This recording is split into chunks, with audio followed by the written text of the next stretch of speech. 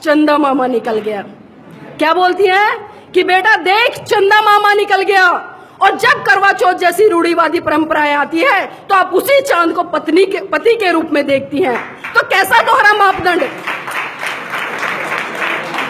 एक तरफ तो आप उस चांद को अपना भाई बना रही हैं और दूसरी तरफ जब करवा चौथ जैसी परंपराएं आती हैं आप उसको पति के रूप में देखती हैं।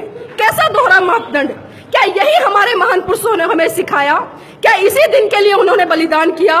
क्या इसी दिन के लिए उनका संघर्ष रहा? क्या इसी दिन के लिए उनका समर्पण रहा? मैं आपसे बता दूं, जितने भी ये त्योहार आते हैं यहाँ पर आप सभी समझ रहे होंगे मैं कौन से त्योहारों की बात कर रही हूँ। आप सभी उन त्योहारों को बनाना बंद करें, क्योंकि साथियों आप कम से कम 50-60 हजार रुपए एक साल में उन त्योहारों पर बर्बाद करते हो। और वही पैसा अगर आप अपने बच्चों की पढ़ाई पर लगाएं तो मैं गारंटी से कहती हूँ कि आपके बच्चे इस देश के प्रधानमंत्री भी बनेंगे। लेकिन जरूरत है इन परंपराओं को तोड़ने की,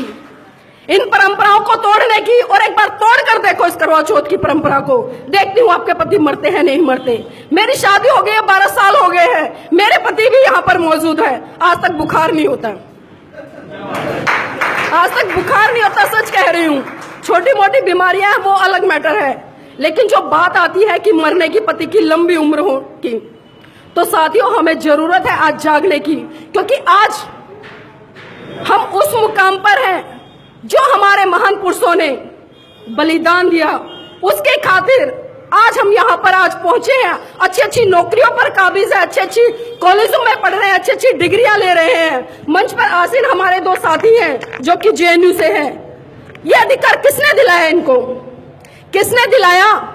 अगर बाबा साहब इस समाज के लिए इतना त्याग समर्पण नहीं करते, साथियों मैं गारंटी से कहती हूँ बाबा साहब ने तो 4-4 बच्चे मिशन मूवमेंट पे कुर्बान करे हैं। जिस दिन आप एक बच्चा भी कुर्बान कर दोगे ना, मैं मान जाऊंगी कि हाँ आप बाबा साहब का सम्मान करते हैं।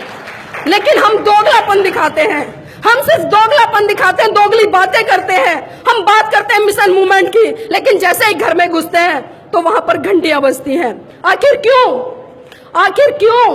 अगर हम सभी आज यहाँ पर बैठे हैं, इतने स्वतंत्र रूप से अपनी बातों को रख पा रहे हैं, तो ये सिर्फ हमारे महान पुरुषों के बलिदान के कारण हो पाया है। तो हमारा सच्चा सम्मान तभी हो पाएगा और सच्ची श्रद्धांजलि हमारे महान पुरुषों को तभी हो पाएगी जब हम उनके बताए हुए बातों को फॉलो करेंगे और उनको फॉलो कर अपने व्यवहार में उतारेंगे, और व्यवहार में उतारकर अपने जीवन के साथ साथ अपने समाज के से जुड़े हुए सभी साथियों का, इस राष्ट्र का, इस देश का